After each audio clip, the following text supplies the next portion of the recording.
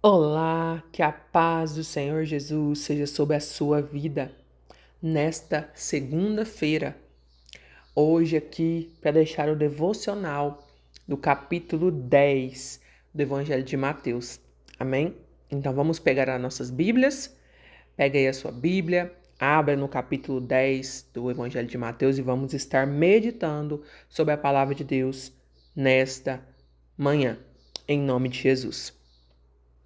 Vamos ler.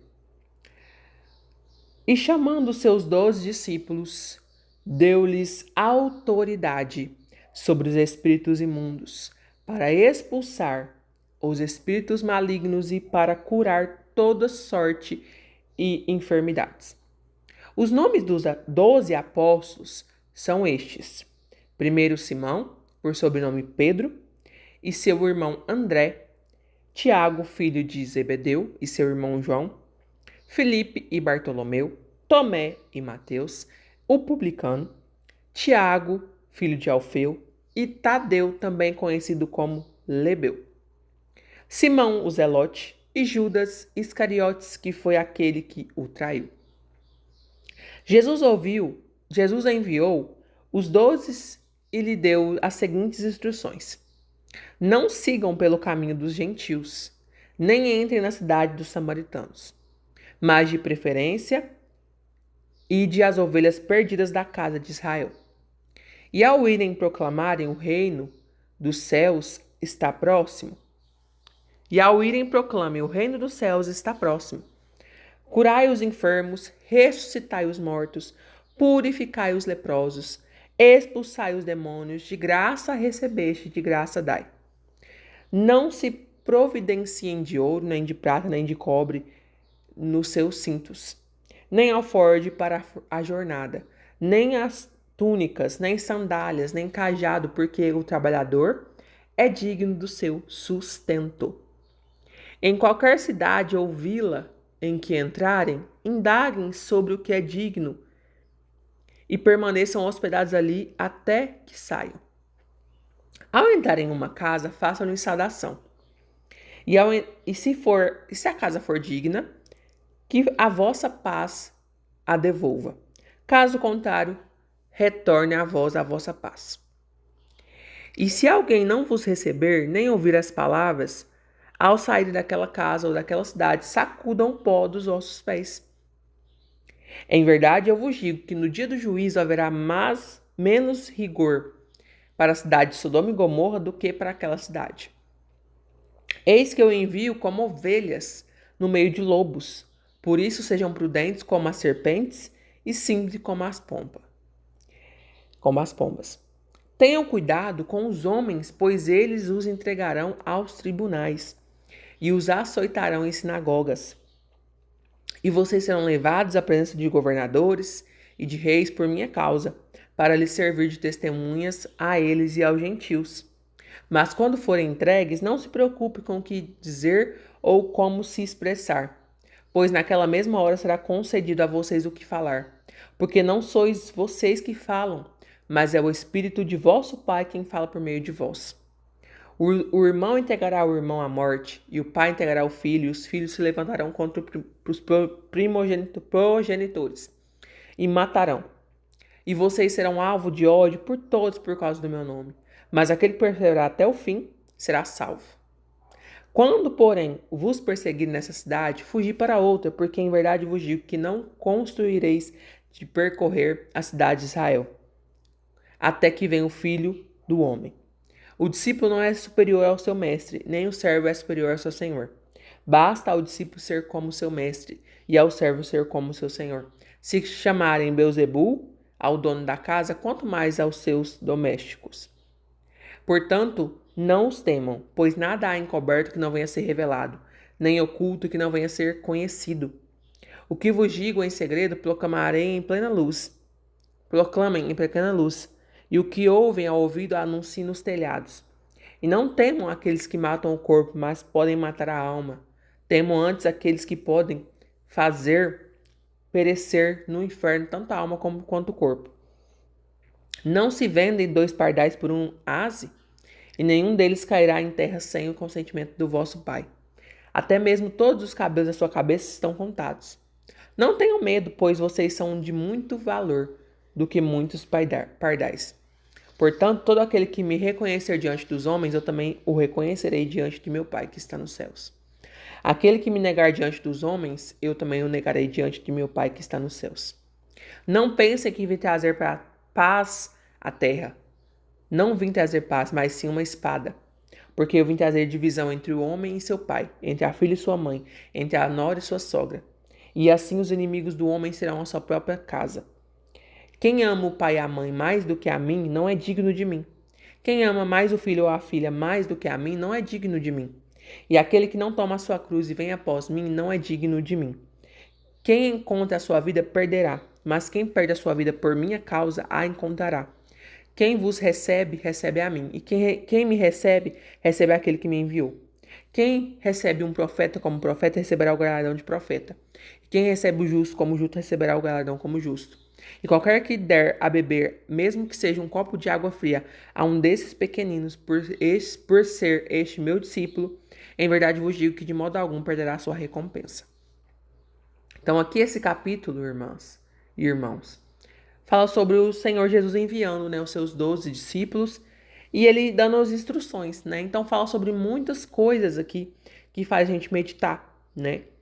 Então, fala sobre a questão, né, do discipulado, né, que tem que deixar tudo, né, para seguir Jesus, que tem que deixar tudo para cumprir o chamado, para ser um discípulo de Jesus, né, onde tem que priorizar em primeiro lugar a sua vida com o Senhor Jesus, a sua vida espiritual, o seu relacionamento com Deus, né, a sua vida entregue ao Senhor e demais coisas, né, serão em segundo plano. E eu quero deixar aqui uma meditação sobre uma parte aqui, algumas partes, né? Que fala aqui na palavra do Senhor que nós lemos. Que às vezes até dúvida de alguns, né?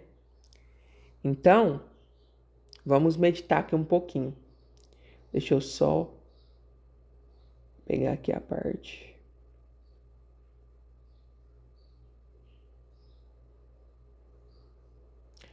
É versículo 10, que vai dizer assim, ó: nem alforje para a jornada, nem duas túnicas, nem sandália, nem cajado, porque o trabalhador é digno do seu sustento. Então, no versículo anterior, fala para o Senhor Jesus, né? O Senhor Jesus está falando que não providencia ouro nem prata, né? Onde vai falar que de graça recebei, de graça dai, não é verdade? Onde muitos aqui têm essa dúvida, mas então não pode, né? Como se diz, por que pede uma oferta, né? Por que tem aí cursos, né? E tudo mais. Mas aqui esse contexto é diferente, né? Onde aqui ele diz para eles de graça, dai de graça recebei, no sentido de que eles iriam estar ali pregando o evangelho. Então eles estavam ali na missão, perdão, eles estavam ali na missão de dar o evangelho. Então essa frase aqui, de graça dai, de graça recebei, reforça a ideia central de que as bênçãos de Deus manifestadas através de curas e libertações devem ser compartilhadas sem esperar nada em troca, como um testemunho da graça divina. Então aqui o Senhor Jesus está dizendo para eles assim, olha, de graça vocês receberam, de graça vocês vão dar. Ou seja, vocês também receberam de graça a libertação, a cura, né, a salvação, e isso vocês vão levar de graça também. É isso que ele está dizendo aqui. Então o evangelho, né, a palavra de Deus, a libertação, a cura, o milagre, é de graça, né? Então é isso que o Senhor está dizendo aqui, que se eu recebi de graça, eu também tenho que dar de graça, certo? Então essa é a dúvida de alguns, porque muitos usam esse versículo e falam, não, mas então não é necessário dar oferta, né? Não é necessário cobrar por cursos, né? Essas coisas assim. Mas aqui, e aí eu uso esse contexto, né? Esse versículo aqui sem ler o contexto, na verdade, né? Usa esse versículo sem ler o contexto, sem entender o contexto que foi dito, né? Então, que a gente possa meditar sobre isso, né? Porque no mesmo versículo, abaixo, né? Vai dizer que digno é o trabalhador do seu sustento. Então, na mesma passagem, né? Então, quando ele vai afirmar que digno é o trabalhador do seu sustento, ele reforça a dignidade, né, que o trabalho evangelístico, onde a comunidade deve apoiar aqueles que se dedicam à obra do Senhor. Então, ou seja, aqueles que estão ali, né, sendo pregadores do evangelho, sendo missionários, né, que estão ali dedicando a sua vida à obra, eles são dignos de receber, né, o sustento, ou seja, de receber uma oferta, de receber uma cesta básica, de receber um salário, né, para sustentar ele e a família dele, porque ele está ali dedicando a sua vida em primeiro lugar à obra, não está fazendo mais nada, né? Então, a palavra de Deus está respaldando sobre isso, de que a comunidade deve apoiar aqueles que dedicam à obra do Senhor. Então, aqueles que estão realmente a vida dedicada, né, à obra do Senhor, eles merecem, eles são dignos de receber, né, de receber oferta, de receber uma cesta básica, de receber até um salário, dependendo, né, para poder se sustentar ele e a família dele, entendeu? Os missionários e pessoas que pregam, que dedicam a sua vida incondicionalmente à obra de Deus, tá? Então, pra gente meditar sobre isso, porque eu creio que é dúvida de muitos, né? E muitos usam essa palavra, não, mas digno é a obra do seu salário, né? Mas sem entender o contexto também. Então, a gente tem que meditar certinho sobre cada palavra que o Senhor Jesus está dizendo. E entender o contexto também. Não é só pegar um versículo isolado e dar aquele versículo ali, sem entender o que está falando. Não é verdade? Vamos continuar. E aí Jesus também vai falar sobre muitas coisas aqui nesse capítulo, né? Muito bom mesmo. E aí, eu acho interessante aqui, ó, no versículo... Deixa eu pegar aqui. Onde ele vai dizer, né? Que aquele que perseverar até o fim. Ele diz sobre perseguição aqui. O Senhor Jesus diz sobre perseguição. Que aqueles que são discípulos, aqueles que vão seguir ele, vão ser perseguidos. Ele vai dizer aqui também nessa passagem, que eles vão dizer que vão ser entregues às sinagogas, vão ser entregues ali, né, para serem, como se diz aqui, ó, e vocês, versículo 18, e vocês serão levados à presença dos governadores, dos reis, por minha causa, e vão ser testemunhas aos gentios. Então ele fala sobre a perseguição que eles iam sofrer, que os discípulos, que nós, como cristãos, iríamos sofrer por estar vivendo o evangelho, por estar seguindo Jesus. Mas ele vai dizer assim, olha, que no versículo 22, que aqueles que perseverar até o fim será salvo. Ou seja, aqui ele vai dizer, e vocês serão alvo de ódio por todos por causa do meu nome. Olha aí. Mas aquele que perseverar até o fim será salvo. Então ele está dizendo aqui, olha, você vai ser perseguido por causa do meu nome. Você vai ser odiado por causa do meu nome. Mas se você perseverar até o fim, você vai ser salvo. Você vai alcançar a salvação mesmo. Então que você possa meditar sobre isso. De que ser cristão, de que servir ao Senhor Jesus, não é só tudo bem. Não é todo mundo te amar, não é todo mundo te tratar bem, não. Você vai ser odiado também por causa disso. Você vai ser perseguido por causa disso. Você vai ter pessoas que não gostam de você por causa disso. Mas ele vai dizer aqui para nós que se nós perseverarmos até o fim, nós seremos salvos. Aleluia! E aí você pode pensar, nossa, mas aqui eu não tenho perseguição física. Não, nós temos até uma coisa leve por enquanto, né? Vamos dizer assim.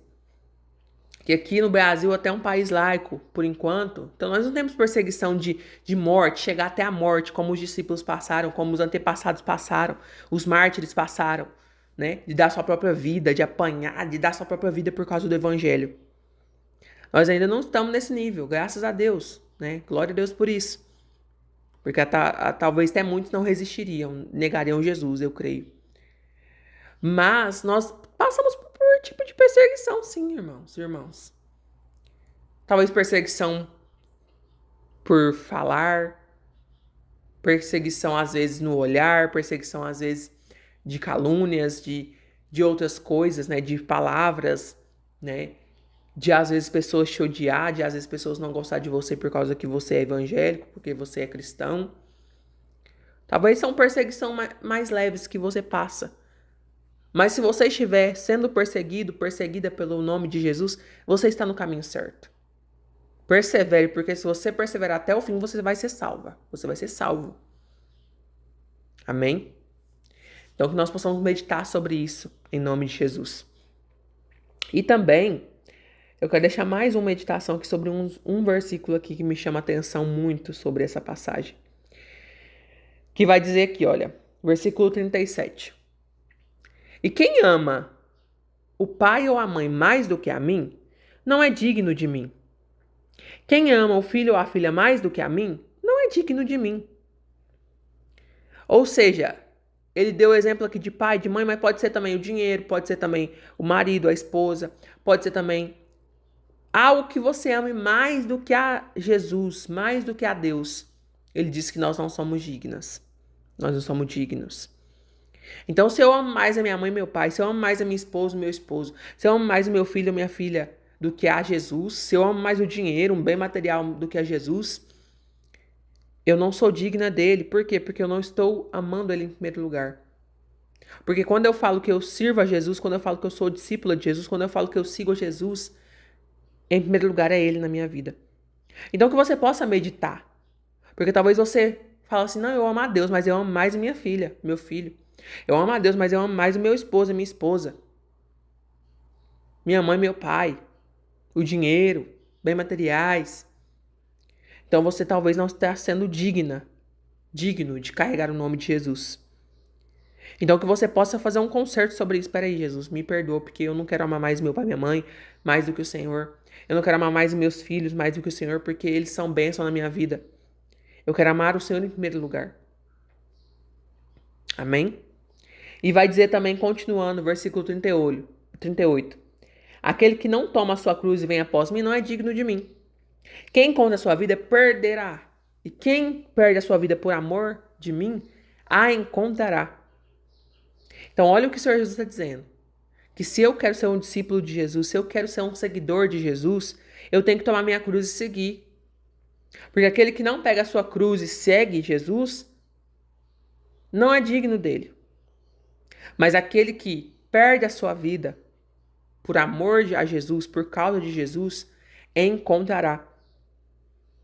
Ou seja, ele está dizendo aqui, não é só no sentido físico mesmo, no sentido assim, de morrer fisicamente, não. Mas ele fala assim, de morrer pela carne, de morrer pelas suas vontades, de carregar mesmo a sua cruz, de morrer para suas vontades, aleluia.